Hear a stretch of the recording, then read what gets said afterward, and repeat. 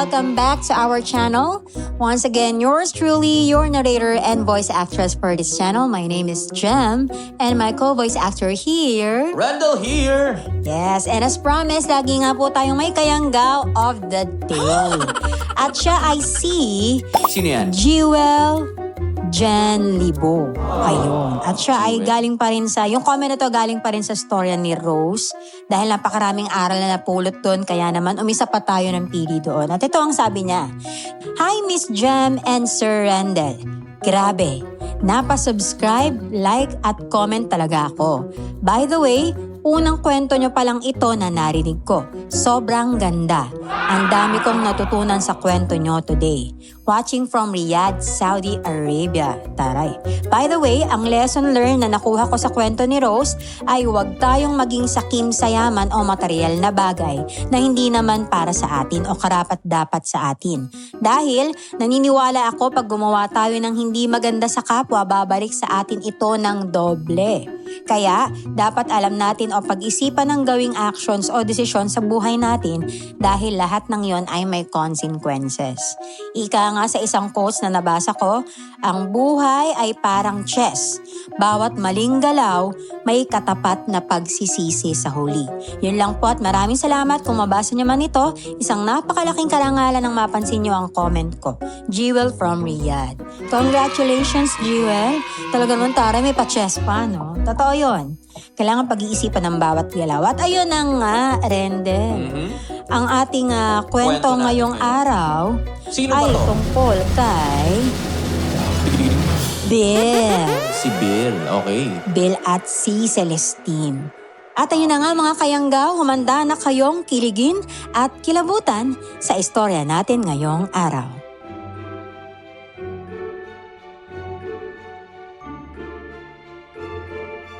Pagpalang araw po, Miss Jem, at sa lahat ng solid na kayanggaw. Sana'y nasa maayos kayong kalagayan. Sa trabaho, sanay tayong sumunod sa utos, basta't legal. Pero paano kung malagay sa panganib ang buhay mo? Noong 2019, naranasan namin ng best friend ko na kapwa-pulis ang hindi pangkaraniwan sa isang liblib na outpost. Akala namin, normal na duty lang. Pero nauwi sa bakbakan at engkwentro sa mga nilalang na hindi maipaliwanag. Misteryo at kababalaghang lampas sa imahinasyon. Ako nga po pala si Bill at ito ang aking kwento.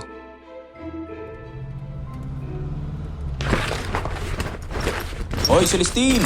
Ano bang ginagawa mo dyan? Kanina ka pa kalkal ng kalkal sa bag mo. May makakain ba dyan o wala? Huh? Anong makakain? Mukha bang baonan tong bag ko para halugugin mo at maghanap ka ng pagkain, ha? Tignan mo nga, halos 5 minuto ka nang nag-uukay dyan sa mga kargamento mo. Ang ingay-ingay pa, nagkikis-kisan yung mga laman. Parang puro bote yata yan kung ano-ano yung mga dala mo. Ay, nako. Magmaneho ka na nga lang dyan. Dami mo pang sinasabi. Hindi yung kung ano-ano pinapapansin mo. At tandaan mo, ha? Bawat laman ng bag ko mahalaga sa akin, okay? Ano pa nga ba kasing mga dala mo? At parang sinama mo buong kwarto mo, ha? Ano ka ba? Siyempre, mga pampaganda ko, no? Tinted sunscreen, tone-up creams, saka lip tints. O, diba? Para kahit maarawan ako, maganda pa rin ako, no? Alam mo namang sobrang init dun sa pupuntahan natin. Naku, hindi tulad sa opisina na may aircon saka komportable tayo, diba? Pulis ka ba? Hindi ka pwedeng ganyan kaarte. Kung escort ka ng kung sino mang Punsyo Pilato, sige lang. Pulis ka eh. Pulis ka, Celestine. Teka, ano nga ulit yung sinasabi mong pampaganda? Wala akong naiintindihan eh. Ay, nako. Sa madaling sabi, skincare yan. Basta yun. Alam ko namang pulis ako. Alam mo na, sinamantala ko lang na maganito kasi walang magbabawal sa akin. At hindi ako masisita ng tatay, no? Alam mo namang mataas ang ranggo nun. Minalas lang talaga ako. Nagsipag-asawa na lahat ng ate ko. Maaga silang natali sa responsibilidad. Kaya ayun, ako bilang bunso, ako yung sumalo. Ay nako, kung alam kong ganito lang din pala, sana nagpakasal na lang ako, pumikot ng lalaki, na mayaman ha. Ay nako, hindi ko naman talaga gusto maging pulis eh. Kita mo naman diba, girl na girl ako. Mas gusto ko maging flight stewardess or kaya tour guide. Ay nako, paulit-ulit na yung kwento mo. Lahat ng mga disappointment mo dyan sa trabaho natin, paulit-ulit mo na lang din sinasabi. Alam ko naman na yan eh.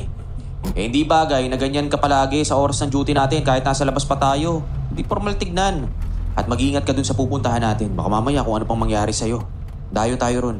Hindi natin alam kung sino yung mga elementong makakasalamuha natin. Ay, nako. Hindi talaga kita maintindihan eh. Matutulog na nga lang ako. Gisingin mo na lang ako mamaya kapag nasa tapat na tayo ng drive-thru ha. Libre ko na, huwag kang mag-alala. Para hindi na uminit yung ulo mo dyan.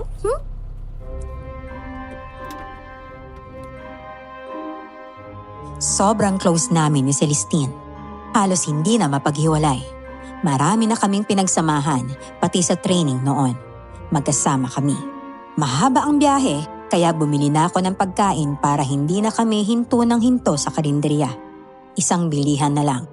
Tumitigil lang kami sa damuhan kapag kailangang umihi. Habang bumabiyahe, 2 oras siyang tulog na humihilik, nakanganga at sobrang komportable ang ulo sa upuan. Nagising lang siya nang pisilin ko ang ilong niya.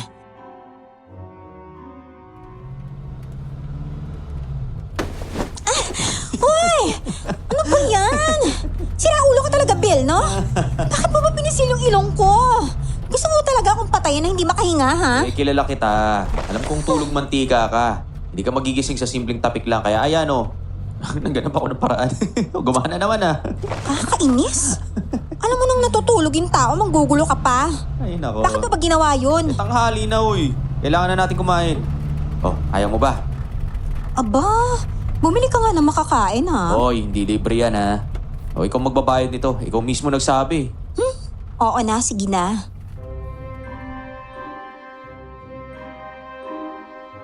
Kinuha ni Celestine ang Coke at sandwich.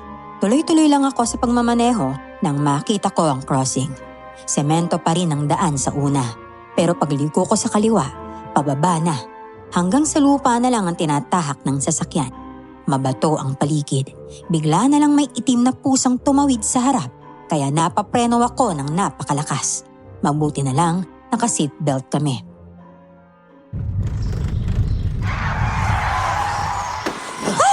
Ano ba yan, Bill? Dahan-dahan naman Kanina ka pa ha? Nananadya ka ba ha? Kumalma ka lang. Pasensya na. Nakita mong may pusang itim na tumawid Munti ko nang masagasaan. Naku, ikawawa naman. Tingnan ko nga. Sige. Wala naman na.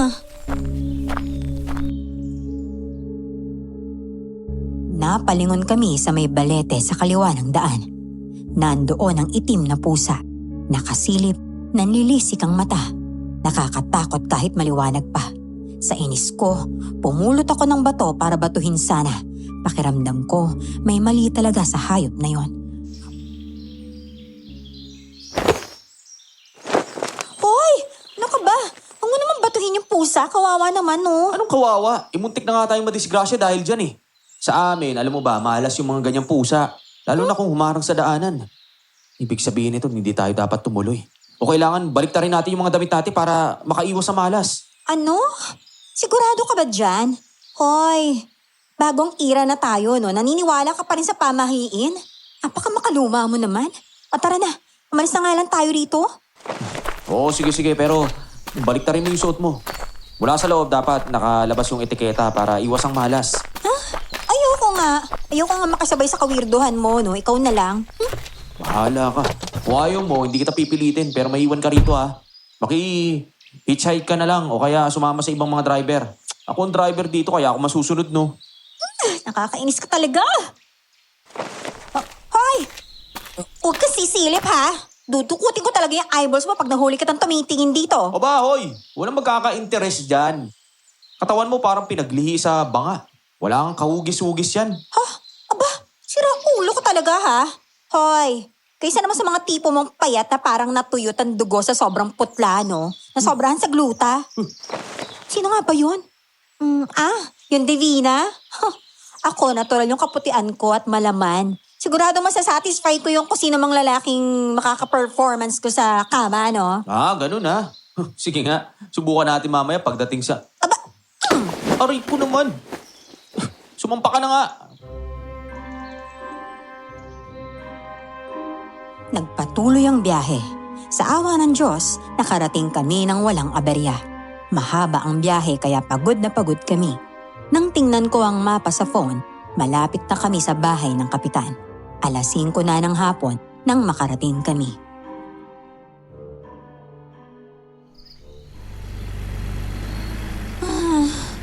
Nasaan na ba tayo? Mukhang ito na yata yung bahay ni Kapitan. Nakikita ko ng landmark dito sa may mapa eh. Ay, salamat naman.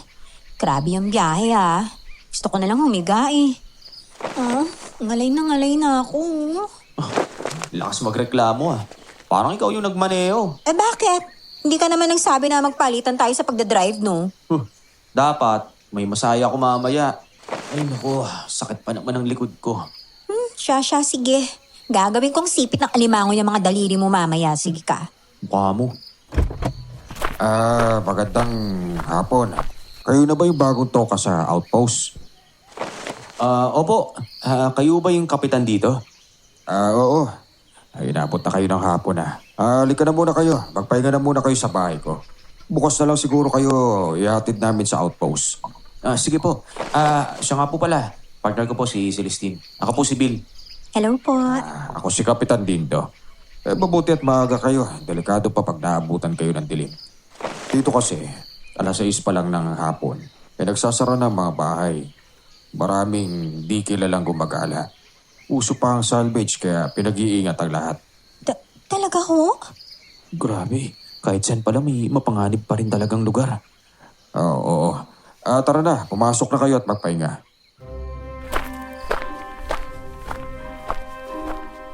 Pagkatapos ng hapunan, pinatuloy kami sa kubo sa likod ng bahay. Katabi ng kulungan ng manok at baboy. Si Celestine, tuwang-tuwa. Bihira kasi sa kanya ang ganitong kaluwag na bakuran. Maayos at komportable ang kubo kahit maliit.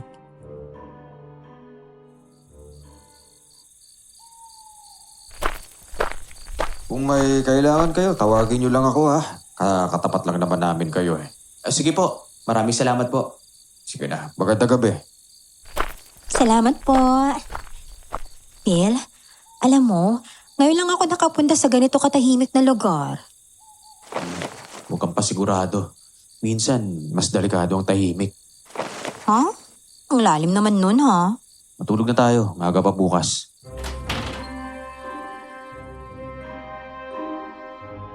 Kinabukasan, 5:00 pa lang, gising na kami. Naabutan namin ang asawa ng kapitan na nagwawalis. Inaya niya kaming magkape at ipinaliwanag ang mga dapat gawin. Si Jorex ang bahala sa amin sa outpost. Pagkatapos, umalis na kami.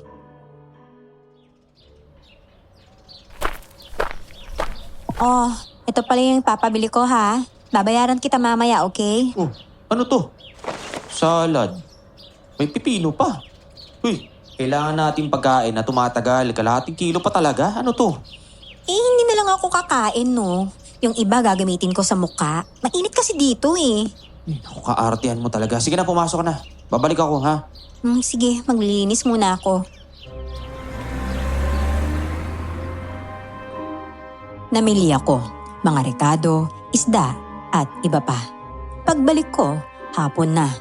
Habang binababa ko ang mga dala ko, may narinig akong nagtatalo sa loob. Si Celestine, may kausap na lalaki.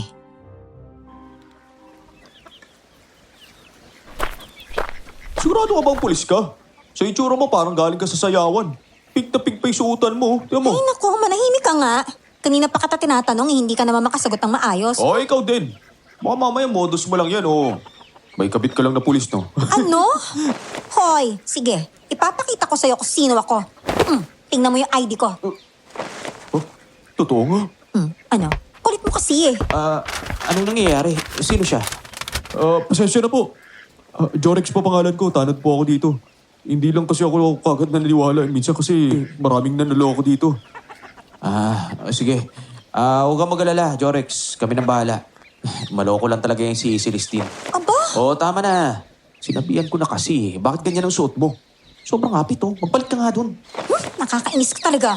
Pati ba naman yung suot ko, papakialam mo tapos kakampihan mo pa siya? Naku, bahala ka na nga. Sige na. Gawin mo gusto mo. Naku.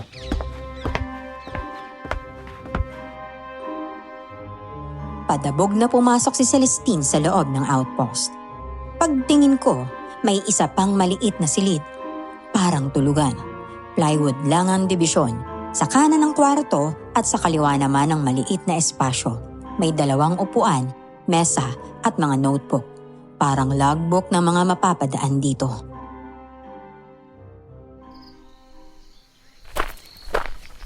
Sir, kumusta naman po yung biyahe? Wala naman po ba kayong naging aberya sa daanan? Wala naman.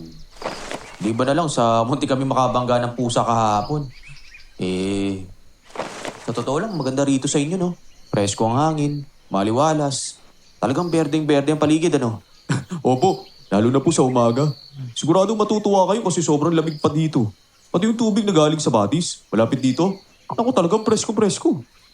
Siya nga pala, kung may kailangan pala kayo, kagaya ng tubig, may naka-imbak na barilis dyan. Malamig at malinis. Sa inumin naman, may makukuhaan kayong tarog na diretsyong umaagos mula sa bundok. Sabihan niyo lang po ako kung may kailangan kayo, ha? Salamat. Naku, huwag kang mag-alala. Kaya naman namin ang sarili namin. Siguro magpapatulong na lang kami talaga kung kailangan na. Siya nga pala. May itatanong lang sana ako. Bukod sa mga sasakyang umaakyat sa bundok, may iba pa bang problema na nangyayari dito sa lugar ninyo? Minsan po, may mga riot. Gaya ng mga lasing na nagkakagulo dahil sa tama ng alak. Minsan naman, simpleng away bata lang na napapasama dahil sa mga prat. Di ba na lang sa mga biyerong nagkakaberya, wala naman pong masyadong problema.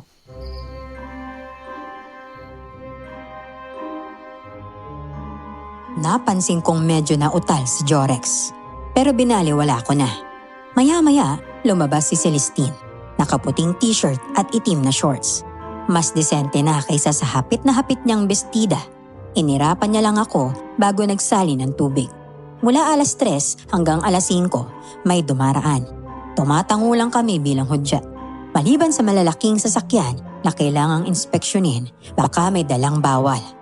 Bago maghapunan, dumating ang mga kasama naming galing Luzon. Sila sa gabi, kami naman sa umaga.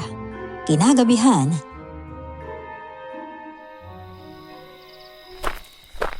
Hoy, Celestine! Ano, luto na ba yung tinola mo? hindi pa po, senyorito. Kulit mo, no? Kakasalan ko pa nga lang sa lutuan eh. Ay, sino naku. may kasalanan? Kung niluto mo yan kaagad, edi sana nakakain na tayo ngayon. Mga boss! Nag-aaway na naman pala kayo. Kung gusto niyo, ako na lang magluto para hindi na kayo mahirapan. Ay, hindi na. Hayaan mo yun si Celestine. Babae naman siya, kaya obligasyon niya yung mga ganitong pagluluto. Tayo na rito. Hoy, hindi porket babae ako, no? Ako na yung gagawa ng lahat ng yan.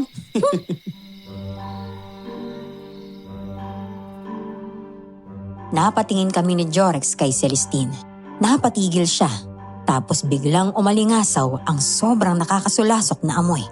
Grabe, parang gusto kong tumakbo palayo sa nilulutuan. Nilingon ko si Jorex. Halatang pigil ang tawa dahil ang kamay niya ay nasa ilong. Biglang kumaripa si Celine papasok ng outpost. May kinuha paglabas. May hawak ng alkohol at wipes.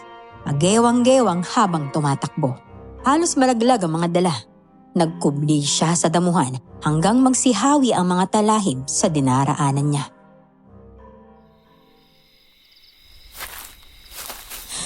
Ay, ano ba namang klaseng lugar kasi ito? Ni wala man lang maayos na CR. Nakakainis naman. Talagang pag minamalas ka nga naman, sunod-sunod eh. Nakakabisit. Ano? Anong nangyayari? Gusto naman yung pagtawag na kalikasan mo. Tumigil ka nga dyan. Ipatawa-tawa ka pa talagang damuho ka. Panira ka ng gabibil eh. Ikaw nga ha. Tigil-tigilan mo na yung pang-asar sa akin. Kung hindi, hahagos ko talaga itong pinampunas ko dyan sa mukha mo. Hindi mo magagawa sa akin yan, no? Teka, ano yun? Bakit parang may gumagalaw doon? Ano yun? Ano naman yan? Huwag mo sabihin may nakita ka na namang multo. Ano yun? Anong ginagawa mo? Uy, bumaba ka nga. Ano ba yung nangyayari sa'yo? Baka mamaya, hindi mo pa hinuugasan ng alcohol yung kamay mo. Nakakadiri ka naman. Diyos ko, nakakita kasi ako ng tao doon eh. Babae siya. Tapos, namumula yung mga mata. Ano? Sino naman yun? Oy, baka niloloko mo lang ako ha. Dadahilan ka na naman. Bakit po? May nangyari po ba? Parang narinig ko yung sigaw ni Ma'am Celestine eh. Nakakatakot. May nakita kasi akong hindi ko alam kung tao ba o kung ano man. Basta mapupula yung mga mata niya eh. Tapos nanlilisik talaga ha.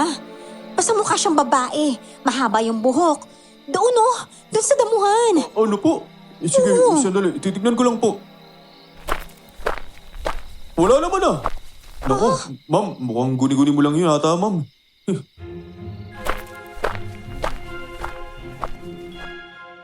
Agad ko siyang ibinaba mula sa pagkakayakap sa akin. Ewan ko ba?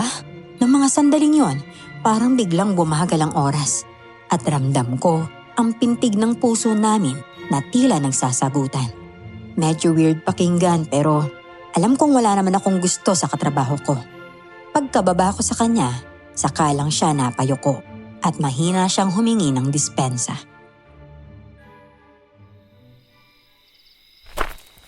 May gusto ka sa akin oh. Hoy, mahiya ka nga sa balat mo, no? Ambisyuming na to. Kahit ikaw na lang ang nag-iisang lalaki sa mundo, hindi kita papatulan, no? Kahit anong mangyari. Hindi ko yung tipo ko. Talaga lang ha. Buti na lang nagkalinawan tayo. Kasi Talaga?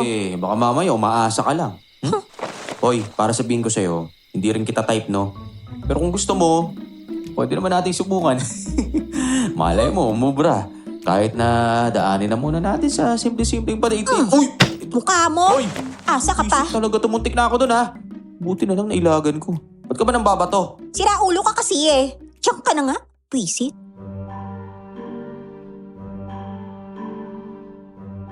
Inasar ko pa rin si Celestine habang papasok kami ng outpost. Sa sobrang inis, hindi niya na ako pinansin hanggang makatulog. Ako naman, lumabas muna para magsigarilyo. Nag-ikot ako, lalo na sa lugar kung saan siya dumumi kanina. Hanggang ngayon, palaisipan pa rin kung ano ba talaga yung nakita niya kanina. Totoo nga kaya? O baka naman guni-guni niya lang? Papasok na sana ako nang biglang makarinig ako ng putukan at paghingal na tumatakbo papunta sa akin si Jorex. Boss, mukhang may gulo na naman sa taas. Parang may sumasalakay na naman sa kanila. Ano bang nangyayari? Galing yung mga putok na narinig ko. Mga rebelde ang may kagagawan yan. Mga rebelde? Maya-maya lang, pabalibag na bumukas ang pinto ng outpost. Bumungad si Celestine. Nakaitim na sando at itim na shorts na hanggang tuhod. Hawak niya ang baril na inisyu sa kanya sa trabaho.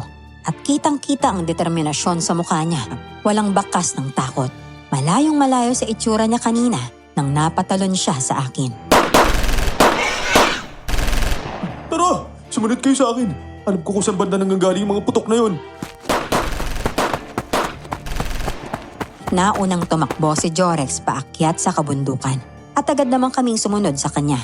Palapit ng palapit ang tunog ng mga putok ng baril. At bago pa man kami tuluyang makarating sa taas, may biglang nangyari. Celestine, radyoan mo ang mga AFP na nakadestino sa iba't ibang parte ng lugar na to. Kailangan makahingi tayo ng tulong para magapan ang gulo na to. Sige, ako nang bahala. Bill, umilag ka! Uy! Saan galing yung bala na yun? Muntik na ako, buti na lang nakailag ako. Hoy, taba! Hindi ubra yan, ha? Mas magaling ako bumaril sa'yo. Nakulat kami.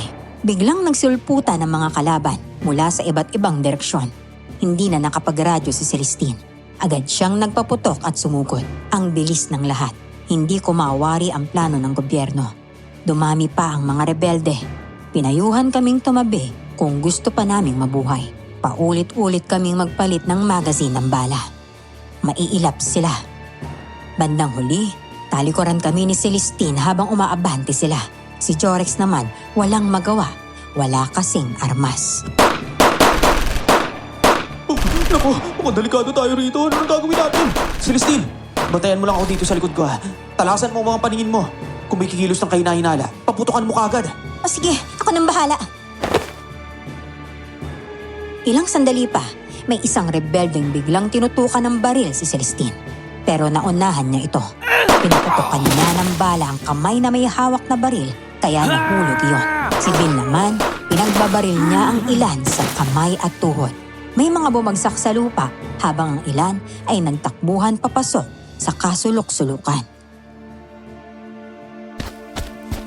Mukhang hindi tayo makakatulog ngayong gabi. Jorex, tulungan mo ko. Pupusasan natin yung mga buhay para madala natin sa presinto. Sige po. Ay, pambihira naman oh. Naabot tuloy yung pagtawag ko ng backup. Bigla kasi nagsubputan yung mga talipandas na yan kanina. Mabuti na lang talaga naagapan natin.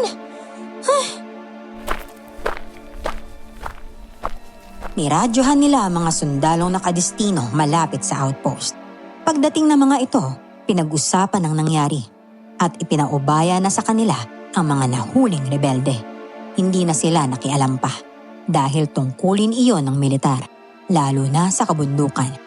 Habang kami naman ni Celestine nakatalaga lamang sa outpost. Napansin ko lang, Jorex. Bakit parang ang daming kakaiba sa lugar ninyo? Parang ang hina ng seguridad dito. Bakit hindi kaagad maka-aksyon ng mga militar? Hindi ko rin po alam eh. Siguro mas mabuti si Kapitan na lang ang tanungin ninyo. Magandang gabi sa inyo. Dinaanan ako ng isang sundalo kagabi. Dala niya ang mga rebelding nahuli ninyo. Kaya ito napasugod ako rito para makibalita sa buong pangyayari. Sa tagal ng panahon, ngayon na lang ulit sila sumugod. Maghahasik na naman sila ng lagim. Nakakabahala ito sa baryo. Sino po ba tinutukoy ninyo? Yung mga rebelding sumapi sa mga nilalang sa hilagang kabundukan? Oo, ganun nga. Kapitan, mawalang galang lang po Anong rebelde sa hilagang kabundukan ang tinutukoy ninyo? Napansin ko rin kasing medyo mahina ang seguridad sa taas. Ganun ba sila kadelikado para pating militar napapaatras nila? Hindi ganun kasimple ba ang kalaban ninyo? Malabang sila ang pinakamahina sa grupo. Kaya madali nyo silang napatumba. Matagal nang nananahimik sa bundok ang mga yun Bakit bigla na naman silang nagasik ng lagim ngayon? Hindi ko pa alam. 7 taon na ang nakakalipas simula nung binalak nilang sakupin ang hilagang kabundukan. May kasunduan sila sa militar.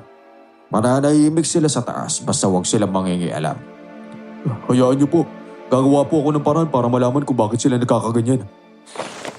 Pasensya na po pero gano'n na ba talaga sila kalakas para pangilagan ng mga alagad ng batas, ha? Hindi naman sa ganun ang mga sundalo. Ang problema lang kasi, maraming sibilyan sa taas. Kapag umatake ang militar, siguradong madadamay ang mga taong namumuhay lang ng tahimik dun. Yung iba pa nga, mga tribo. Hindi sila basta-basta mapapakiusapang lumikas. Sino? O ano ba talaga sila, Kapitan? Mga aswang. Ha? Mga aswang? May aswang sa lugar na to? Oo. Kaya maging maingat kayo. Huwag kayong basta-basta magpapagala-gala sa gabi. At yung kuta nila sa hilagang bahagi ng bundok, hindi basta-basta napapasok. Napapalibutan ninyo ng mga nakakalasong usok. Marami rin silang manlalason kaya walang nagtatangkang manghimasok talaga sa lugar na yon. Naalarma ako sa narinig tungkol sa mga aswang. Dahil sa probinsyang pinanggalingan ng aking ina, marami ring ganon at marami ring nawawala. Kaya natuto kaming gumamit ng mga panlaban tulad ng lana de gyera, asin, kalamansi, tanso, buntot pagi at marami pang iba. Hoy, Bill! Arko! Anak ng tinulang baka naman Bakit ka namimitik sa noo? Sakit Ako naman. Ay nako, kanina ka pa kasi nakatitig dyan sa niluluto mo, no? Saka anong tinolang baka ka dyan? Tinolang manok yan, di ba? Kung alam ko lang talaga magkakaroon tayo ng enkwentro sa mga aswang na to. Hindi na tayo pumunta dito. Ay nako, ewan ko sa'yo. Puro ka paniwala sa sabi-sabi Hindi naman totoo yung mga aswang-aswang na yan. Nakakaloka ka naman. Kita mo nga Hindi naman aswang yung mga nakasagupa natin kagabi At hindi naman tayo lasing noon, Aber. Okay lang ka pa maniniwala. Paguli na ang lahat at nalapa na tayo ng mga halimaw na yon. Ay nako, alam mo gutom ka lang habang hindi pa luto yan, kainin mo muna tong pandesal na dala ni Jorex kanina. Ayos lang. Ay nako, bahala ka kung hindi ka naniniwala. Basta kung ako sa'yo, walang sisihan sa uli Siya nga pala, ikaw na yung magsibak ng kahoy mamaya. Wala tayong panggatong. Teka, sigurado ka ba dyan? Ako? Na napakagandang babae? Ako yung pagsisibakin mo ng kahoy? Hoy, huwag kang reklamador dyan. Sumunod ka na lang kung gusto mong may makain pa tayo mamaya.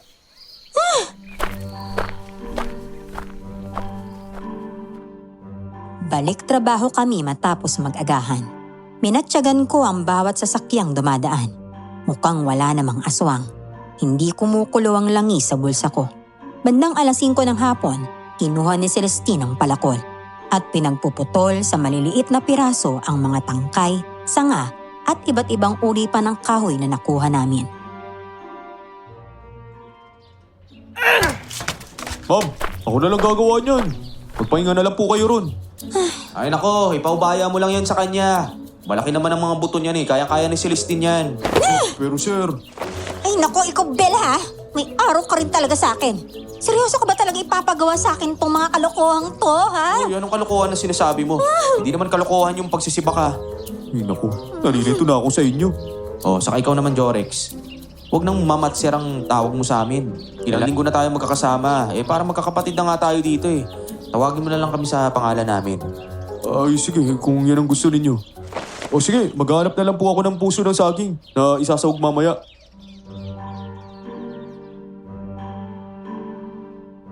Sa sobrang inis ni Celestine, ibinalibag niya sa tabi ang huling panggatong na hinati niya. Pero nagulat kaming dalawa nang may magsalita mula sa likuran. Isang babae ang nakatayo roon. Mata lang ang kita, nakasuot ng kulay lila at may mga alahas sa kamay at leeg.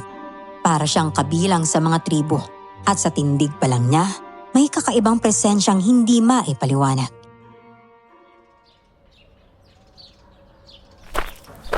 Mga dayo lang ba kayo rito?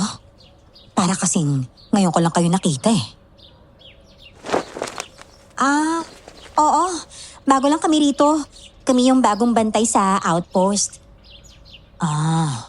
Hindi naman sanang hihimasok ako pero habang maaga pa, umalis na kayo sa lugar na to. Bago pa may mangyaring hindi maganda. Anong ibig mo sabihin? Paano mo nasabi yan? Basta, wag nang maraming tanong. Sundin niyo na lang yung sinasabi ko kung ayaw niyong mapahamak.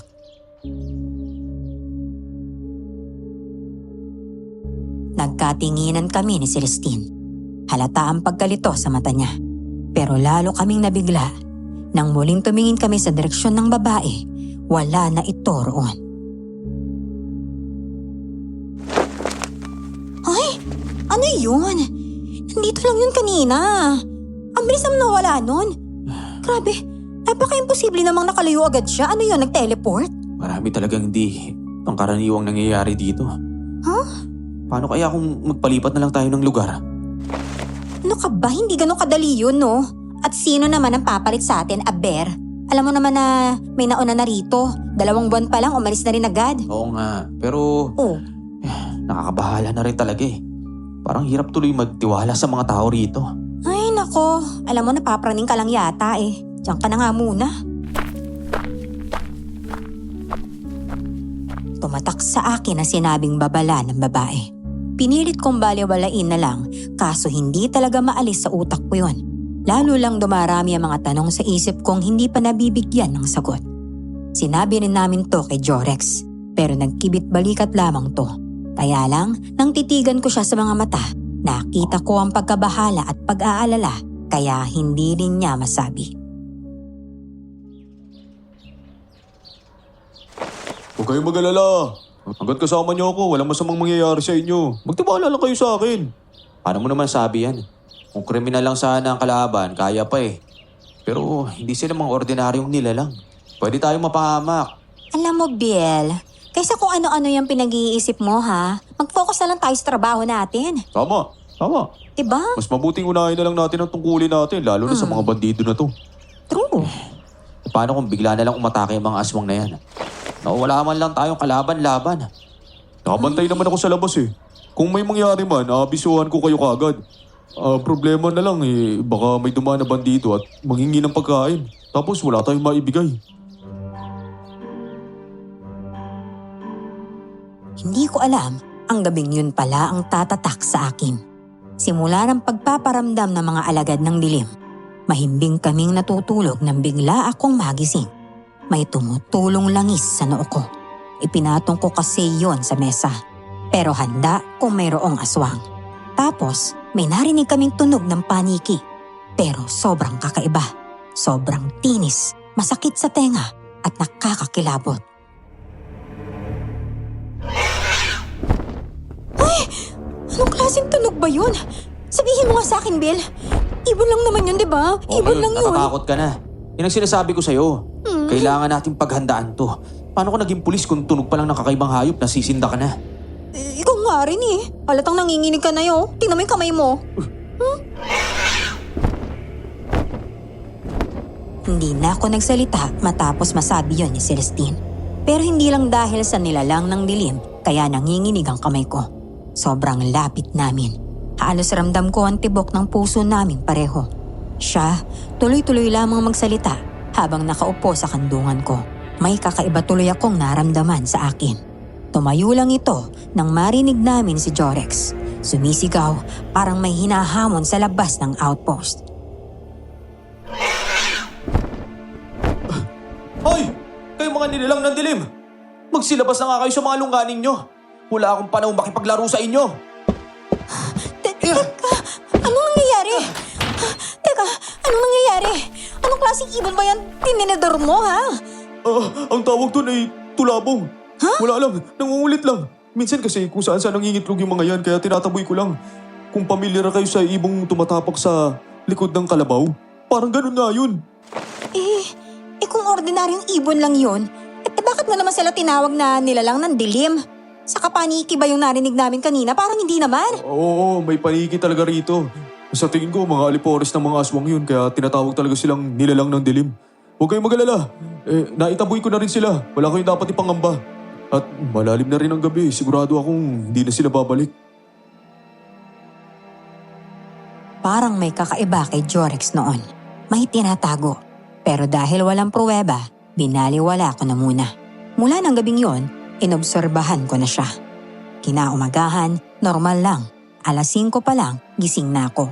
Wala si Celestine sa sleeping bag. Nag-alis ako ng damit para magsibak. Paglabas ko, nakita ko siyang may walis tingting sa tabi ng punong santol. May kausap na dalagita. Nagtatawanan sila. Kinuha ko ang palakol at nagsimulang magsibak. Grabe naman pala yung mission mo, ate. Kung ako ang pipili ng kurso, ayoko talaga magpulis eh. Mahal ko pa yung buhay ko, no? Ano ka ba? Nasa iyo naman yan kung ano yung gusto mo sa buhay, no? Kahit naman ako, kung akong papipiliin lang ha, kukunin ko yung course na gusto ko talaga. Oh, Bill, gising ka na pala. Halika rito, may papakilala ko sa'yo. Magandang umaga sa inyo. Oh, sino naman tong magandang dalagang kausap mo, Celestine? Siya si Laila. Dito lang siya nakatira sa may bundok eh. Malapit sa taas ng outpost natin. Sa may looban yung bahay nila. Oh, Laila, si Bill nga pala kasama ko sa trabaho. Kinakagala ko po kayong makilala, Kuya Bill. Ang totoo po niyan, nung isang araw ko pa po kayo nakita rito eh. Naging kaibigan ko rin po kasi yung mga naunang bantay dito. Kaso, puro po sila seryoso eh. Parang ang hirap pong biruin. At salamat naman po pala. Nakita ko ulit yung mga dayong kasing gwapo mo, kuya. Nakakasawa na po kasi yung mukha ng mga binata rito eh. Ay, nako. Pilya ka rin pala ha. O, di ba, Celestine? Buti pa tong si Laila. Alam na gwapo ako eh. Ay, oo nga pala. May alam ka bang kung bakit nagpalipat yung mga pulis na nakapwesto dito dati? Ang balita ko kasi 2 buwan lang silang tumagal dito. May nangyari po kasi. Laila, ikaw ba yan? Natigil ang usapan namin ni Laila nang biglang dumating si Jorex. Sakay ng karumatang hila ng kalabaw, puno ang kariton, mga sako ng panggatong, gulay, kamoting kahoy at iba pang kailangan. Nanlaki ang mata niya nang makita niya si Laila. Dali-dali siyang bumaba at diretso lumapit sa dalagita.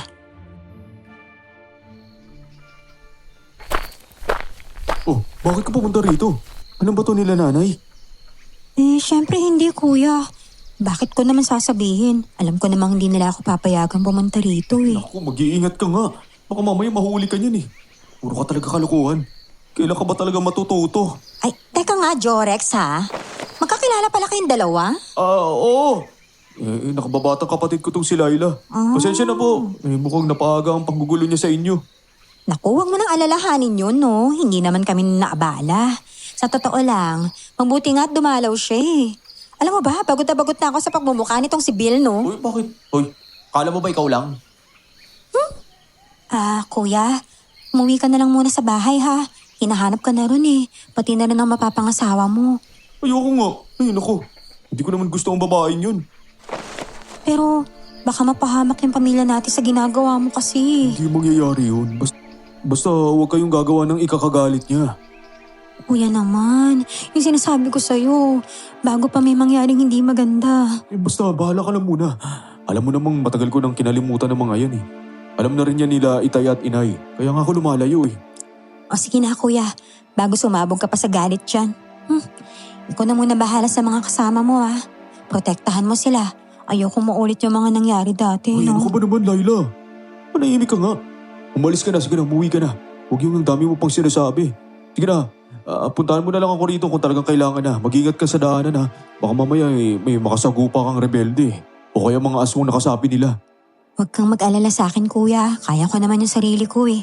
Tsaka kapag may nakita akong rebelde na papalapit, sisigaw lang ako kaagad no? At hihingi ako ng saklolo sa poging si Kuya Bill.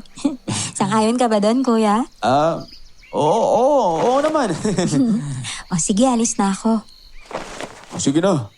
Kaysa magsisipa ako sa uli, atid na kita. Kahit sa hanggang buka na lang ng kanto, papasok sa compound natin.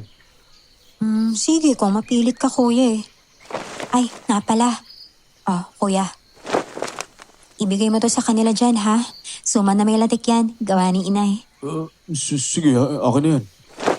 Ito, Celestine. Huwag mo munang bubuksan hanggat hindi ko sinasabi ha. Ha? Bakit naman? Mukha pa namang masarap po. Ano ba yan? Mainit-init pa oh. Ano Kasi ka pa naman? paborito ko yan. Kaya mamaya na natin kainin pagbalik ko ha. Ay, napaka-weirdo mo naman talaga. Pero sige, mamaya na nga lang. Hindi ko alam, pero may kutob akong hindi maganda sa narinig kong usapan ng magkapatid. Parang may itinatago sila. May kung anong nagtutulak sa akin na alamin kung ano iyon. Alam kong masamang manghimasok, pero minsan dahil sa udyok ng pagkakataon, napapagawa ka ng hindi dapat. Lalo na't pati kilos nila, kahina-hinala. Parang may mga sikretong hindi pwedeng mabunyag.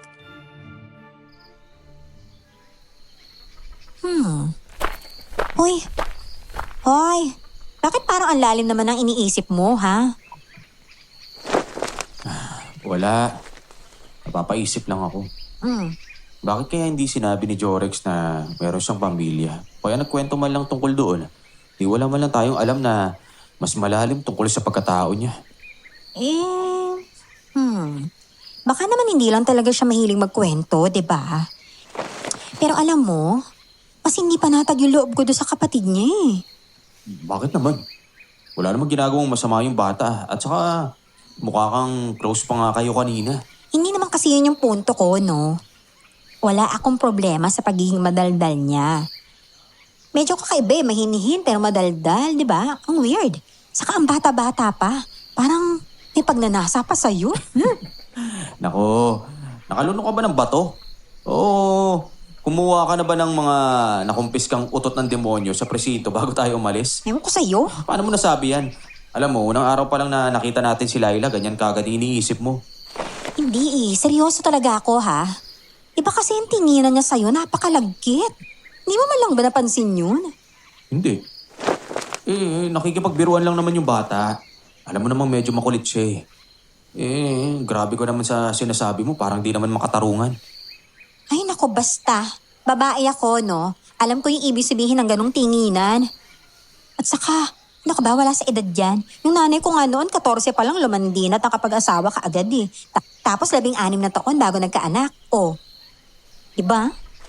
Baka naman nagsiselos ka lang sa bata. Ano? Baka ikaw talaga may pagnanasa ka sa akin. Hoy, kilabutan ka nga sa mga sinasabi mo, ha?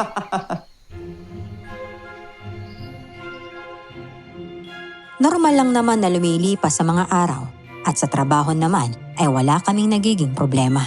Napapansin ko rin na napapalapit na si Jorex kay Celestine. Hindi ko alam pero parang ayaw kong mangyari yon. Iniisip ko na lang noon na baka naninibago lang ako. Sa simula kasi ay tahimik lang si Jorex. Kaya lang, madalas na silang magtawanan ni Celestine tuwing may pagkakataon at oras ng siesta. Akala ko wala nang aalalahanin pero doon ako nagkamali. Dahil isang gabi, habang nag-i-scroll ako sa cellphone ko, biglang Hindi. Umaapaw na naman yung langis ko. Ibig sabihin, may aswang sa paligid. Celestine. Hoy, Celestine. Celestine, hoy, gumising ka. Hoy, ano ba yun? gumising ka dyan, hoy. Turbo naman to eh. Patulog ka nga. Kamambulabog. Sa tingin ko, may aswang sa labas. Aswang? Sigurado ka ba dyan ha? Oo. Eh, narinig mo ba yan? Nagkakagulo yung mga kasama natin sa labas. Saka tignan mo to, kumukulo yung langis ko. Palatandaan to na may kakaibang nilalang sa paligid. Naku, ano to? Klaseng halimo kaya yung mga yan? Parang malaking paniki pero bakit ganyan yung itsura? Pupula pa ng mata nila. Parang sasugod na sa atin. Oh my gosh! Hindi ubra sa akin ng mga yan. Hindi. Nailagan nila yung mga bala. Mga kasama, umilag kayo. Papasugod to sa atin yung 6 na ibong aswang. Inilagan namin ang malalaking paniki. May ilan na napuruhan sa paa, pero nakalayo pa rin. Ni isa, walang napas lang. Sobrang agresibo, walang takot. Pagkatapos ng sagupaan, hinanap namin si Jorex, pero wala siya. Bahagyang nakabukas ang pintong kawayan ng kubo niya at nakabukas ang ilaw. Pero wala namang tao. Tinawag namin siya sa paligid, wala pa ring sumasagot. Kinaumagahan, dumating si Kapitan Dindo. May dala siyang nakatatakot na balita. Musta na kayo rito? Ayos lang naman po kami. Siya nga pala, kape po muna kayo. Ay, sige lang. Tapos na ako. May nangyari kagabi. Sinuod kami ng mga puting paniki. Sobrang lalaki at mababangis sila. Mabuti na lang naitaboy namin gamit ang mga barel. Pero wala kaming napatay ni isa. Ano? Kung ganun, pati kayo ay inabala na rin ng mga salot na yan. Opo. Nag-alala nga ho kami kay Jorex eh. Hindi pa siya nakakabalik hanggang ngayon. Kagabi pa siya hinahanap. Hindi ordinaryong maligno ang umatake sa inyo. Sila mga aswang na tinatawag na berba lang.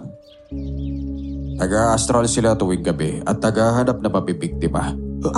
Ano? Ano ho? Astral? Anong ibig sabihin nun? Ibig sabihin, gumagala ang kaluluwa nila para makapambiktima ng mga tao sa gabi. Pinapasok nila ang panaginip gamit ang bangungot para kuhain at sipsipin ang laman loob ng biktima. At malalaman mong gumagala sila kapag may taong naninigas sa kalagitnaan ng gabi, nakahigaman o nakatayo, kahit na buhay pa. Sa ganong pagkakataon, pwede silang atakihin dahil wala na ang kamalayan sa katawan nila. Ay nako, parang kalokohan lang naman po yan eh. May ganun ba talagang nilalang? Celestine, baka pwedeng huwag ka na magbulag-bulagan. Ikaw nga mismo nakakita nun kagabi, di ba? Ay, sabagay. Narito lang ako para balaan kayo. At huwag niyo na munang alalahanin si Jorex. Baka may pinuntahan lang siya. Sanay na ang batang yun sa mga ganito. Ang inaalala ko lang ang mga tao sa bayan. Marami ang pinapangungot kagabi at hindi na nagising. Malamang nabiktima na ng mga berba lang ang mga yon. Matagal silang nanahimik pero kagabi, nagasik na naman sila ng lagim. Kung sakali po, ano po kayang pwedeng panlaban sa kanila? Dalawa lang ang alam kong paraan. Una, kapag nasaan yung ibon sila, pwede nyo silang patabaan ng palasong magakay para mamatay sila habang lumilipad. Dehado ang baril, pwedeng lumihis ang bala at dumaplis lang. Yung pangalawa naman po. Kapag wala ang diwa nila sa katawan, pwede nyong sunugin ang katawan nila. O pigaan ang kalamansi. Hindi pwedeng barelo o matulis na sandata. Singtigas ng bakal ang katawan nila. Pagkatapos ng usapan, nagpaalam na ang kapitan. Ilang minuto lang dumating si Jorex. Mukhang pagod, inaantok at walang kasigla-sigla. Kumuha siya ng mainit na tubig mula sa termos sa mesa. Saan ka ba nanggaling kagabi? Alam mo bang nabahala kami sa pagkawala mo? Hinahanap ka namin kung saan-saan pero hindi ka namin makita. Naku, pasensya na kung nag-alala kayo. Dumaan ako sa amin. May sakit kasi ang nanay ko kaya, ayun, natagalan ako makabalik. Halos hindi rin ako nakatulog eh. Halata nga ah. Mukhang pagod na pagod ka eh. Ay siya nga pala. Alam mo na ba yung nangyari dito kagabi? Oo. Narinig ko sa daan habang pababa ako ng bundok. Ang gulo na talaga, umaatake na naman talaga sila. Naalala mo ba anong mga nakaraang linggo? May umatake rin puting paniki rito. Ang sabi mo pa nga, tulabong ang mga yon. Sigurado ka bang ordinaryong ibon lang talaga ang mga yon? Ang totoo, nga aminin ko sa inyo, berba lang talaga yung mga umatake nun. Ha? Ayoko lang talaga kayong pag-alalahanin. Kaya sinabi kong ordinaryo lang. Baka kasi matakot kayo kung sinabi kong aswang eh. Teka, tungkol dun sa mga dating nakadestino dito. May alam ka ba kung bakit sila nagpalipat ha? Siguro iniisip niyo nang konektado ang mga yun sa nangyayari ngayon. Huwag kayong mag-alala. Wala yung kinalaman sa mga berba lang. Ang sabi nila, mag-aaral daw sila para tumaas ang rango nila. Sana nga talaga ganun ang nangyari. At walang ibang dahilan. Natigil ang usapan namin nang makarinig ng dalawang babaeng nagtatawanan. Papalapit sa amin. Pagdating nila, saka ko lang napagtanto na si Laila pala. May kasama siyang babaeng nakaabayang lila. Maganda, maputi, halos maladyosa ang dating. Malaporselana ang kutis, tindig na parang sinaunang anak ng datu. Hawak ni Laila ang basket, may laman, nakabalot sa dahon ng saging. Magandang umaga sa inyo. Alsara, anong ginagawa niyo rito? Oh, bakit parang gulat na gulat ka naman dyan, pinsan? Ayaw mo ba akong dumalaw dito, ha? Hindi naman sa ganun. Dumalaw na ako sa ating kapon kaya nagulat lang ako. Nag-alala kasi ako sa nangyari dito eh. Sinugod daw ng mga berbalang ang outpost kagabi. Tama? Oo, pero ayos lang naman kami dito. Wala kang dapat ipag-alala. Hindi mo man lang ba ako ipapakilala sa mga kasama mo, ha? Siya nga pala, Celestine, Bill. Pinsan ko si Alsara. Pinsan, sila Celestine, saka si Bill. Mga kasama ko rito sa outpost. May dalawa pa kaming kasama, pero gabi ang duty nila kaya yun, nasa barracks at nagpapahinga. Ganun ba? Kinagagala ko kayong makilalang lahat. Napadaan lang kami ni Laila. May bibilihin kasi kami sa bayan eh. Pero ito, pagpasensyahan nyo na lang yung dala namin ha. Sumang puti, kakaluto lang. Ay, nga pala Jorex. Sa susunod na linggo ha, may piging sa atin. Dalhin mo sila ron ha, pati sa kasal. Kailangan nandun sila. Alam mo na, minsan lang tayo magkaroon ng mga bisitang dayo.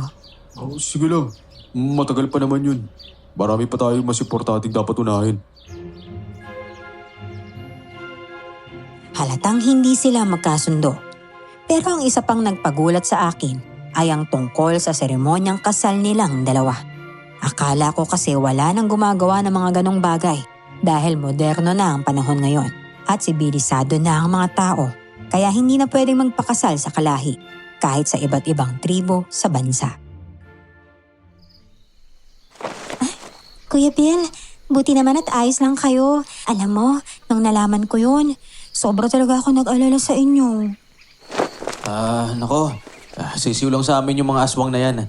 Hindi man namin sila napatay. Natakot naman sa bala. Kaya, ayun, nagsipulasan. Sus, ang yabang mo talaga, no? Teka, ang bango ng suman, ha? Uy, tara, kainin na natin. Ako na muna titikim. Tignan ko nga, baka mamaya hilaw na naman yung mga bigas eh. Huwag kang mag-alala, kuya. Ako'y nagluto niyan. Siguradong hindi hilaw yan, no? Matapos tikman ni Jorex ang sumang puti, inalok niya kami. Tinanggal pa niya ang balot para kay Celestine. Hindi yon nakaligtas sa akin. May kung anong disgusto akong naramdaman. Hindi ko maipaliwanag. Napansin ko rin ang matalim na titig ni Alzara kay Celestine. Nagkwentuhan pa kami. Tapos nagpaalam na rin sila.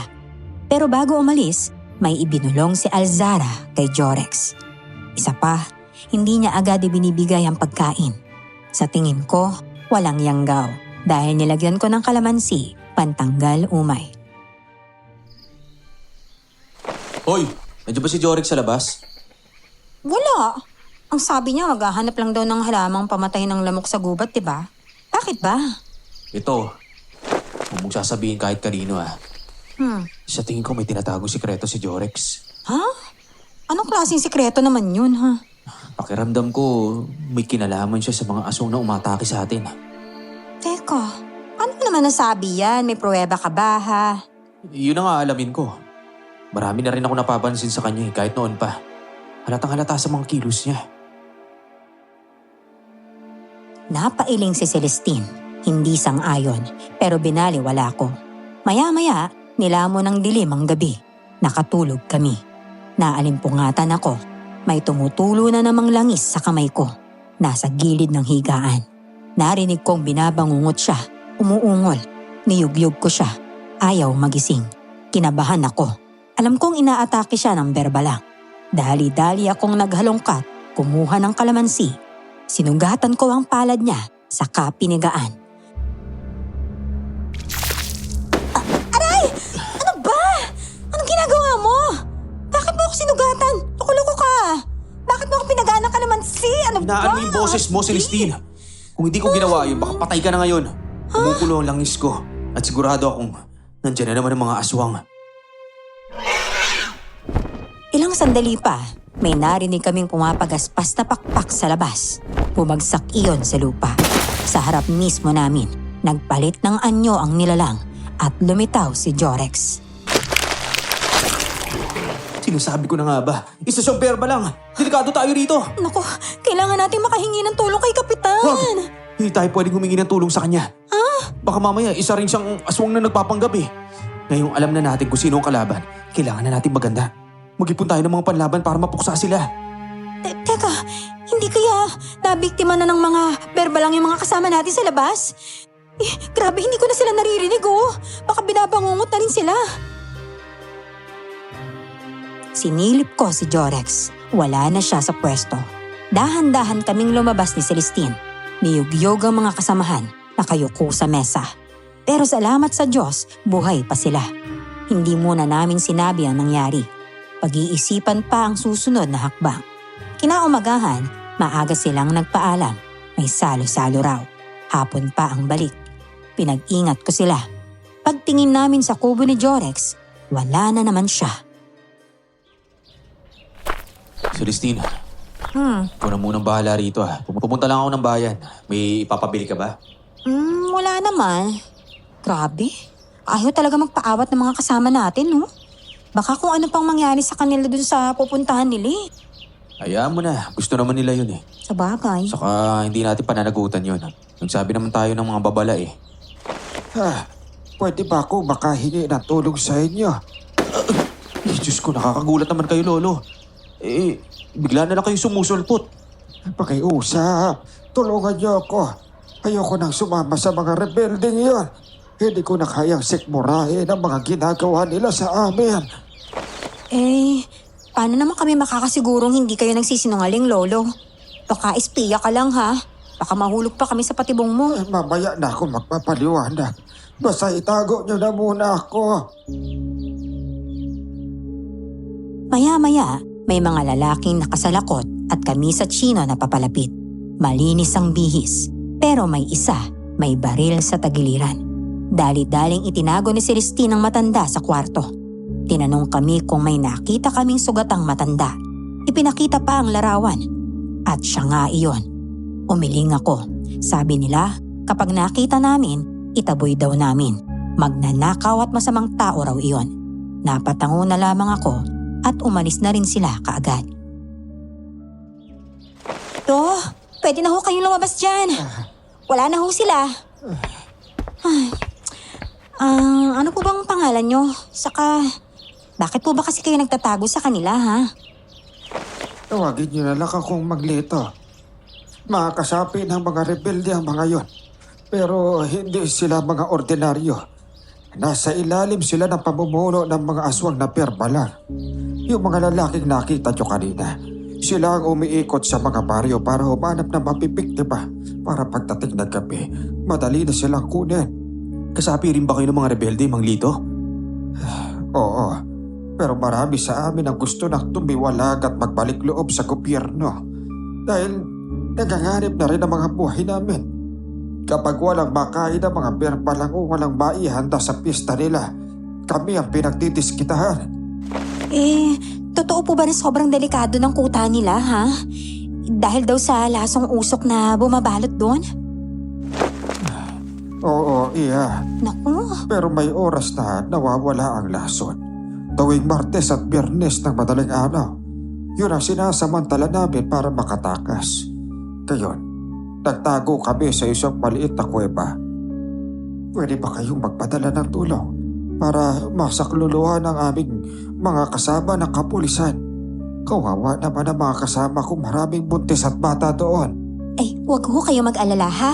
Gagawan po natin yan ng paraan. Ay, Diyos por santo. Sige, salamat.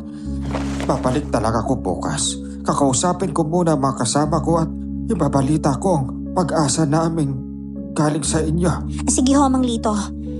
Mag-ingat ho kayo, ha? Baka mahuli pa kayo ng mga masasamang loob dyan. Basta tandaan ninyo, muntik na kayo kanina. Saka may mga sugat pa kayo. Gamutin po muna kaya natin yan. Wag na, iya. Malayo na ba dito sa pituka? Sige na, mauna na ako, ha? Nagpunta ako sa bayan para magulat. Nangako ang hepe ng backup sa loob ng 2 araw. Bago umuwi, bumili ako ng kawayan at kagamitan. Balak ko rin kasing kumuha ng lason para sa mga palaso. Pero pagdating sa outpost, nakabibinging katahimikan. Wala sina Celestine at Jorex. Pati Karelyebo nawawala. Magulo ang silid at naputol ang kwintas ni Celestine. Namuo ang hinala ko kay Jorex. Kahit kinakabahan, inihanda ko ang pangotra at saka ako lumabas na hawak ang flashlight sa kamay para hanapin sila. Pamilyar sa akin ang boses na yun, ha? Hindi ako pwede magkamali boses ni Celestine yun. Kuya Bill? Bakit gising ka pa? Anong ginagawa mo dito sa gubat ng ganitong oras? Ikaw ba yan, Laila? Ikaw rin. Halos ating gabi na. Anong ginagawa mo rito? Ano kasi, nanghuli ako ng mga manok. Malapit na kasi yung handaan sa amin. Ano? Ganitong oras? Opo, mas maganda kasing manghuli sa ganitong oras, 'di ba? Maraming hayop na ligaw ang lumalabas, hindi lang manok. Medyo kakaiba naman ang paraan mo. Teka, nasa na kaya si Celestine? Pati ang kuya mo nawawala rin. Ganun po ba? Sige kuya, tutulungan kita. Hanapin natin sila. Tara. Hindi ko na alam ang sumunod na nangyari dahil nakaamoy ako ng samyo ng isang halamang hindi ko maipaliwanag kung marijuana ba o kung ano man yun.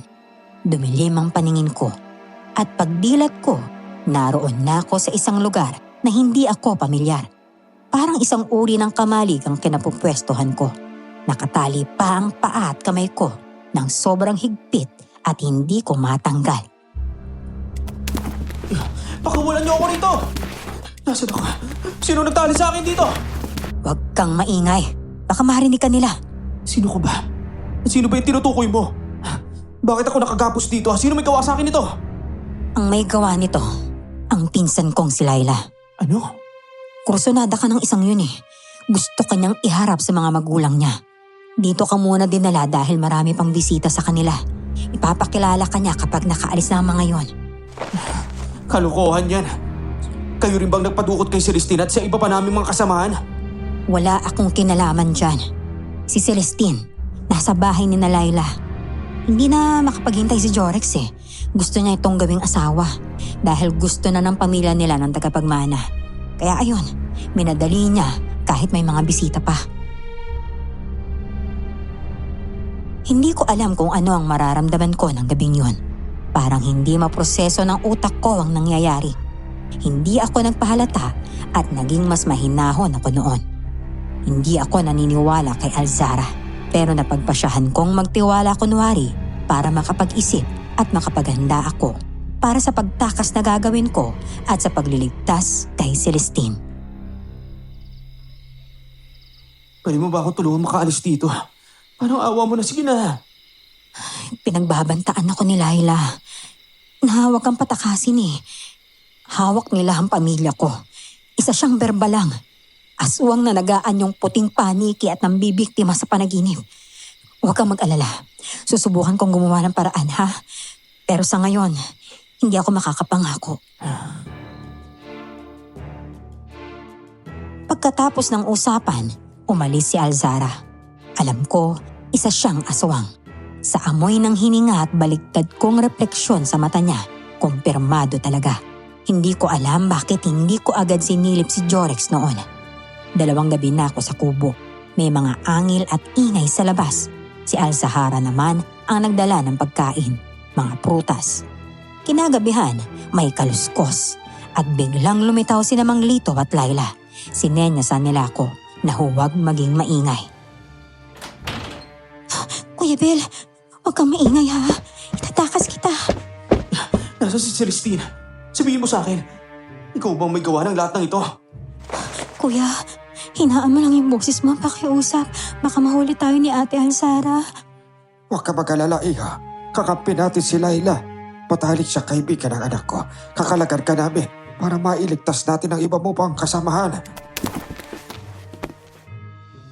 Sabi yon ng matanda habang dahan-dahang tinatanggalan tali sa kamay at paa ko. Ipinaubaya ko na lamang sa Diyos ang lahat. Nag-alinlangan man ako kung sasama pero wala na rin akong nagawa. Kaya sumunod na lang ako. Paglabas namin, sa di kalayuan, may nakita kaming mga taong naninigas. Parang bato. Huwag kayo maingay. Nasa astral ang mga katawan ng mga berbalang niyan. Sasabuyan ko sila ng kalamansi habang wala pa ang mga kaluluwa nila sa loob ng kanilang mga katawan. Hindi po ba pwedeng sunugin na lang sila? Hindi pwede. Maglilikha lang yun ng maraming kulo. Siguradong magsisilapitan silang lahat sa atin. Tapos tayo kapag nangyari yon. Sige na ho, habang may pagkakataon pa. Hindi ko pa nararamdaman yung presensya ni Ate Alzara. May oras pa po tayo. Sinabuyan ni Mang Lito ng katas ng kalamansi ang mga berbalang na nakaharang. Nanigas sila. Akala namin makakatakas na kami. Pero nagkamali kami. Sumugod ang iba, nag-anyong ibon, sabay umatake. Pinana ko sila gamit ang bagakay. May bumagsak, may umiilag. Si Laila naman, nag-anyong berbalang din. Inhalay ang sarili laban sa kapwa niya. Nang maubos sila, dahan-dahan kaming kumilos, paalis sa lugar na iyon. Hindi pa tayo ligtas. Nararamdaman ko mga kasamahan ko. Papalapit na sila sa pinangyarihan kanina. Kapag nalaman to ni ate, tapos na tayong lahat. Wala tayong laban sa mga alipores niya. Paano tayo makakalabas ngayon? Di ba may nakakalasong harang sa paligid? Huwag ka mag-alala. Papor sa atin ang gabing ito. Biyernes ngayon. Walang bisa ang laso nila. Hindi ko na talaga maunawaan. Bakit ipapatukot ni Alzara si Celestine? Simple lang. Gusto niyang matuloy ang kasal nila ni Kuya Jorex. May paghanga kasi si Kuya kay Ate Celestine. Para kay Ate Alzara, kalapastanganan yon. Gusto ng pamilya nila na sila lang yung magkakatuluyan eh. Pero ayaw kasi ng kuya ko eh. Dahil masama yung lahi nila. Kumakain sila ng tao, kuya. Pati yung pamilya ko tutol sa ganun. Kaya pinipilit nila kaming sumapi. Ano? Hawak nila yung konseho. Kaya ayun, napipilitan na lang kaming sumunod. Hindi pwede to. Hindi ko matatanggap ang lahat ng to. Hayaan mo kuya, gagawin ko ang lahat para makatakas kayo. Nasa naman ang kuya mo? Nakapiit si kuya sa isa sa mga kamalig dito. Dahil sinubukan niyang iligtas sa Ate Celestine eh. Nandiyan yung mga berbalang. Mukhang mas malala. Mukhang mas marami sila. Ako, mukhang nasa panganib tayo kuya. Narito na si ate. Nahuli niya na tayo. Kung ganun, tanggapin niyo mga palasuko!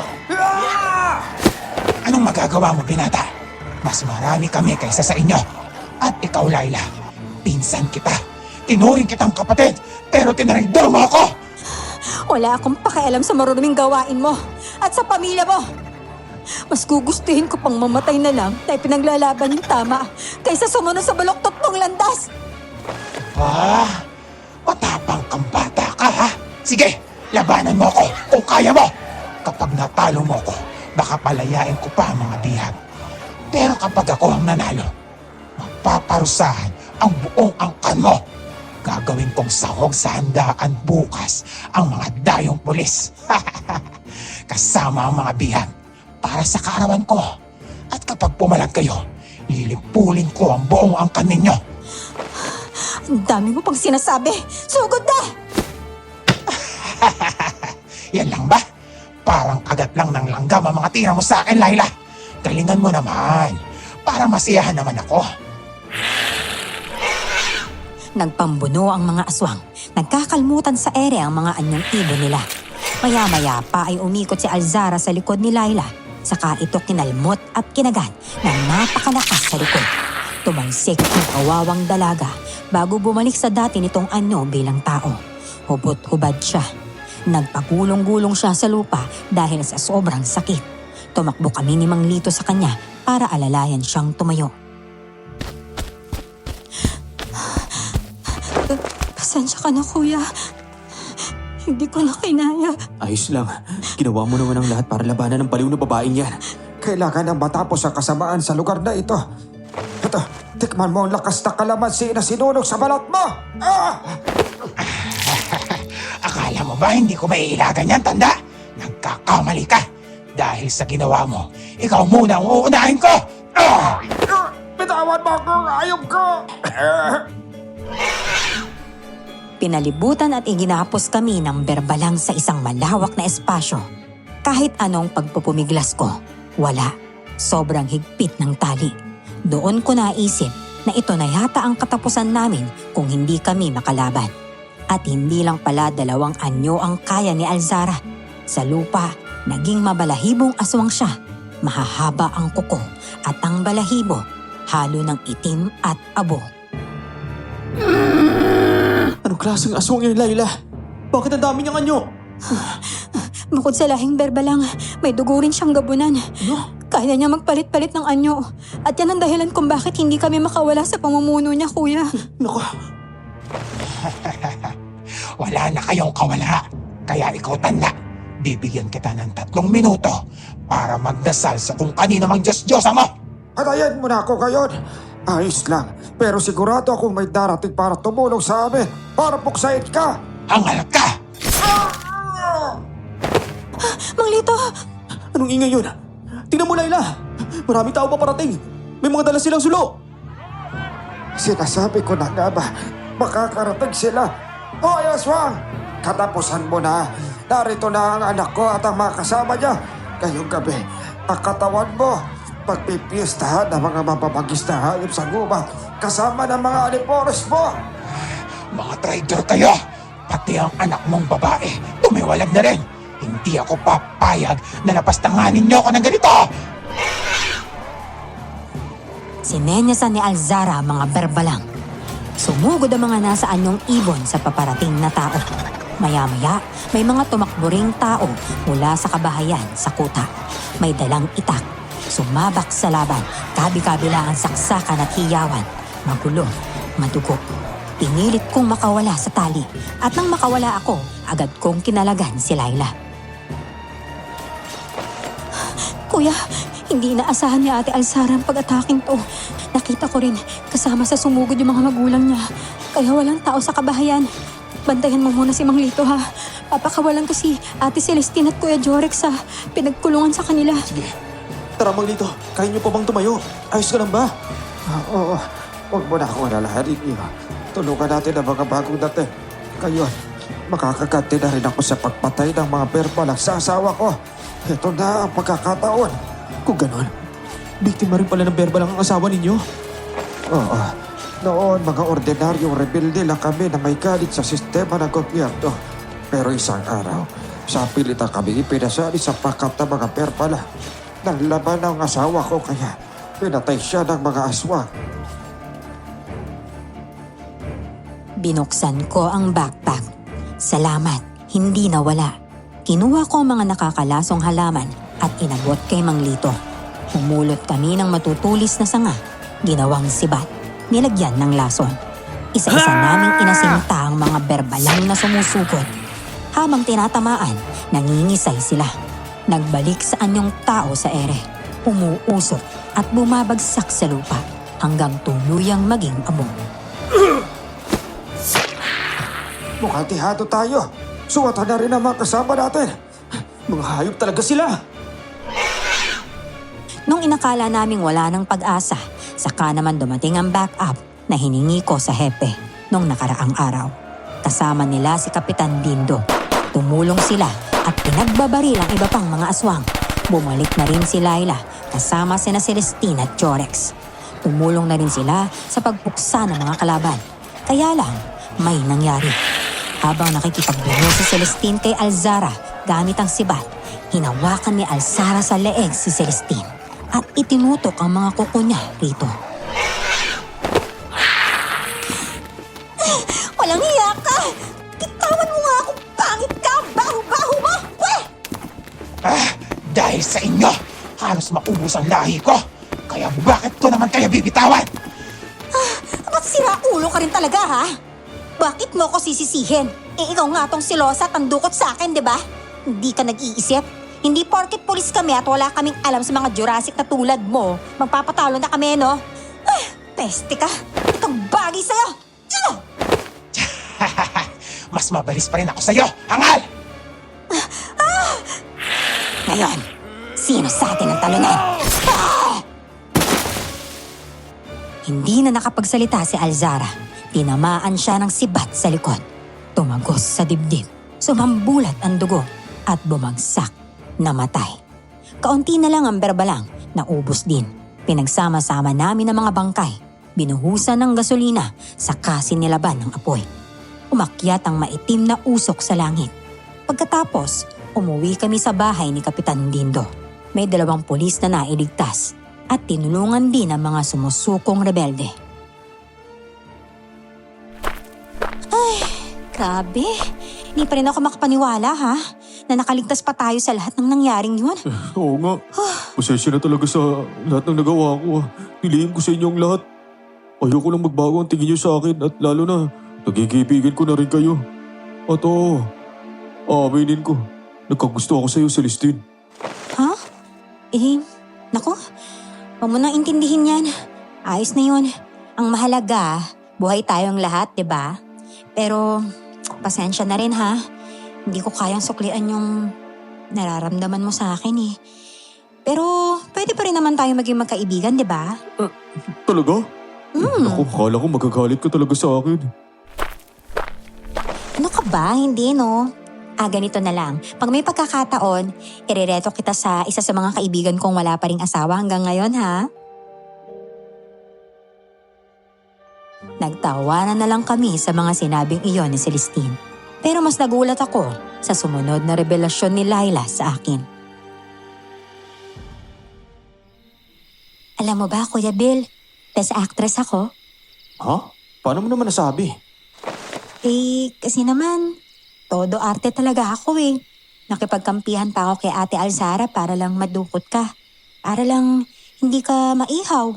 Sabi ko pa nga, papakasilan kita eh. Oportunidad ko na to, di ba? Kaya lang, nung tinanong ko si Ate Celestine kanina kung ilang taon ka na, nagulat ako kasi 14 na taon pala yung agwat natin. Nako, pilya ka talaga, no? Pero seryoso kuya, humahanga talaga ako sa'yo. Pwede ba kitang maging jowa? Ganon? Ate naman eh. Pinapangunahan mo ko. Hindi. Gusto ko siyang maging kuya. Sawa na kasi ako sa pagmumukha ni Kuya Jorix eh. Aba, oy, lakas na loob mo, nandito ako. Itsura na ito, oh. Umuwi muna kami sa syudad pagkatapos ng mga pangyayari noon para mag-ulat. Masasabi kong hindi ko talaga makakalimutan ang karanasang iyon. Bukod sa mga kaaway, nakilala din namin ang mga aswang na hindi naman talaga likas na masama at biktima lang din ng ibang masasamang nilalang. Habang nasa biyahe kami, muntik na naman akong makasagasa ng pusang itim. Ay! Ano ba yan, Bill? Mag-ingat ka naman kasi. Kakaloka ka. Ay, nako, mabalasin na naman yata tayo. May tumawid na naman kasing pusa. Nakakainis talaga, oh. Naku, gusto mo bang alisin natin yung kamalasang sinasabi mo, ha? Ano yan? Bakit ganyan yung kulay ng... tuka mo?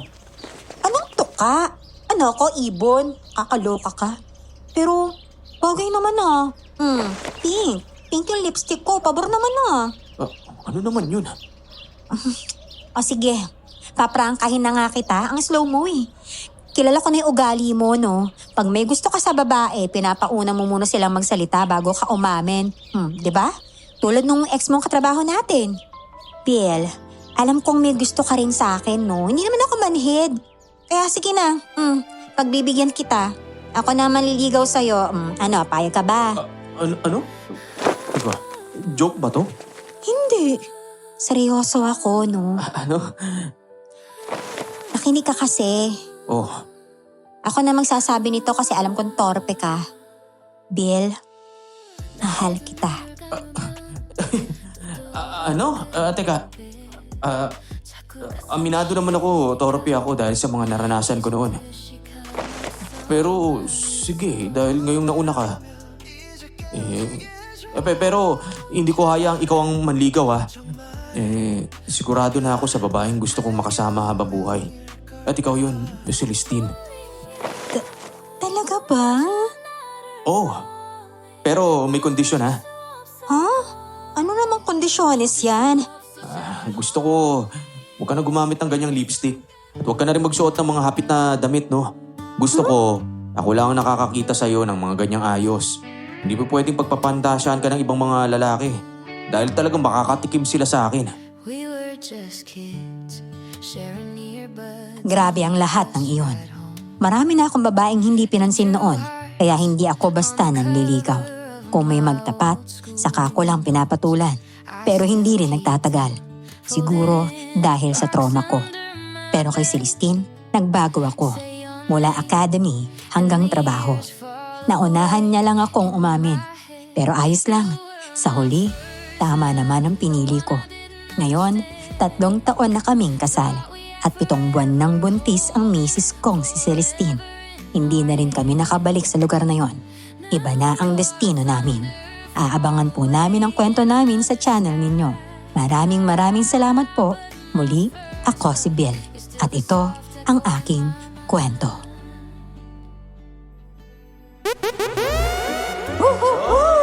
At ayan na nga, ang kwento ni Bill at ni Celestine nakikay kahit pulis. Yes, talagang hapit ang kanyang damit. Hapit na hapit ang damit. Pack na pack ang pink lipstick. Alright. At ayan na nga mga kayanggaw.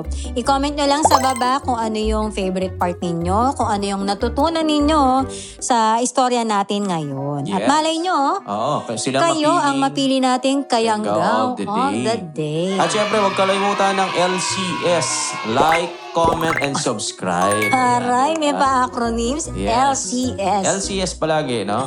Like, Yes, comment, and yes. subscribe. Para, di ba, malay nyo, mas mapabilis ang road to 100K natin, Yes. subs. At gaya nga na sabi namin, marami kaming nakahandang pasabog sa inyo.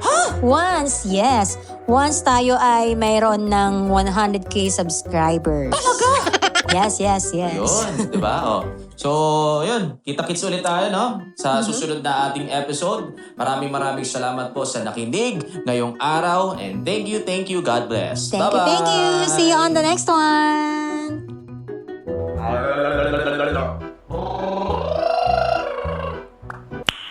Nice.